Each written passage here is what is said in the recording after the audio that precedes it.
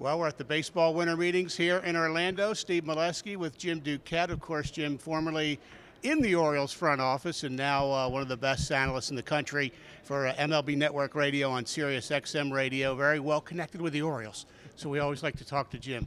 So, Jim, the big news this weekend was Stanton to the Yankees. I mean, that's a bombshell. What kind of reverberations does it have around the division? What could it mean for the Orioles? Well, yeah, it has a lot of, obviously, complications for the division. It makes it a lot tougher, I think, when you look at the Yankees and how good they were this year, and now you add Stanton to it.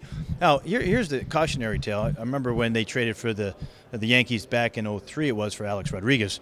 That didn't work out well for them overall when you look at it. They only won one World Series. So you're not dialing up a World Series championship for the Yankees at this point. But it does make the division a lot more difficult, obviously, for the Orioles, the Jays, the Rays. I mean, you name it. And, listen, they still need pitching. I think the unfortunate thing is you're probably going to see them go out and spend some money on pitching, too.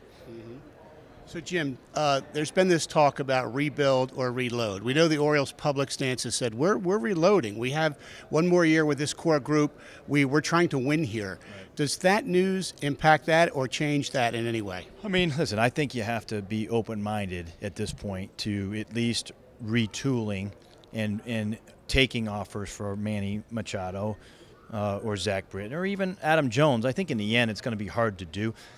You know, the best opportunity most times, if you look around and what we've seen over the last couple of years, the trade deadline has been the most active and really where the prices are the highest. And so this might be one of those where you wait until next July before you can get the most for these guys, and if the Orioles aren't in the mix. So to me, I would certainly take the temperature. It's what the general manager's job is, to take the temperature and to see what the offers are. Maybe some of you will overpay. But in the end, my guess would be that the higher price tag and the higher payments would be next July when you get to the deadline. That's interesting. Now, why would that be the case? Because obviously the acquiring team has that player for fewer games than if they traded for him next week. Right. So I think it's just more based off of the history, what we've seen over the last couple of years in the deadline. You know, you're right. When they become free agents, especially when we saw with the position players, and this is more impactful for Manny. You know, with 2 months left or so, the position player market this past year, the trade market wasn't real high. J.D. Martinez was a huge factor. Obviously, that might actually impact Manny's value because he was such a good player for Arizona, got him to the got him to the postseason. I think Manny's that type of player too. But the willingness to overpay is usually higher at the deadline than there is now because you don't have many opportunities to improve your team. Interesting. So, Jim, some of the signings of pitchers. Mike Minor, 3 years, $28 million with Texas. We saw that. Tyler Chatwood got 3 years, $38 million from the Cubs. What does that mean for the next group to sign, which could be Lance Lynn, Cobb, those two particularly? What are they looking at? So, yeah, as you know, the signings always impact other signings. So, Chatwood, as a 3-year contract, this is a guy who struggled last year except for on the road. His overall numbers were mediocre at best. And what the Cubs did is they paid for his potential. They didn't pay for what he did. They're paying for his potential. And that pushes the price tag of even the mediocre pitchers up right now. So I suspect that, Lynn, they're going to get their money. Alex Cobb, they're going to get their money. The Vargases of the world, the Andrew Kashners, guys that might be on the radar of the Orioles. I think you're going to have to wait a little bit before you can make a move there. So that to me, and I think on the bullpen side, Minor, it was a bullpen guy, maybe starter. That's pushed up the marketplace for the relievers. They're still looking for 4 years right now. So until that comes down to 3, I think you're going to see the market stalled.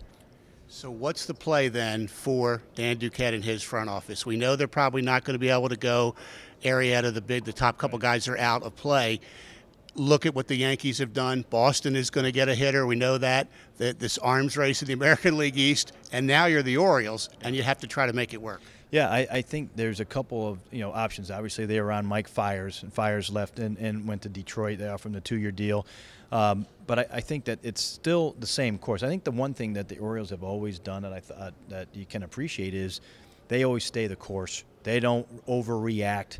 I think that's the worst thing for you to do. You got to stay within the guidelines, within your plan. So, if Lance Lynn I think Lance Lynn's going to end up around $80 million. That would be far and away well above what the Orioles have ever paid for a starter like that. Same thing with Alex Cobb. those guys are probably off the table for them, and you're looking at that next tier. I mentioned Vargas to you, Cashner, that whole group of guys, Chris Tillman, one of Chris Tillman or Miguel Gonzalez. I could see them back in an Orioles uniform because there's some certainty there. The concern for fans when you say that will be that's not going to be good enough. Well, yeah, and I think that's the one thing, if you look at the starting staff, the primary pressure is on Gausman and Bundy. Those are the guys that have to step up and pitch in the number 1 and 2 slot. Those other guys are going to be pitching in the 3, 4, and 5 slot. And, one of those guys is going to have to come from within. Maybe it's Miguel Castro as the 5th starter, give him an opportunity at first, or somebody else. But I think, the hard part about it is the Orioles and other teams like them, they don't make the sexy deals in the winter meetings normally. The price tags are so high. But in the end, it's worked over the years. And that's where I think the Orioles fans are going to have to be a little bit patient. They don't normally go out and overspend for those guys because it's just an inefficient market. Always like to check in with Jim Duquette from MLB Network Radio at Sirius XM doing shows here.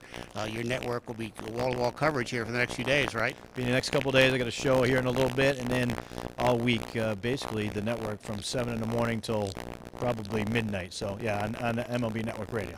Thanks, Jim. All right, Jim Steve. Duquette with us here at the winter meetings from Orlando.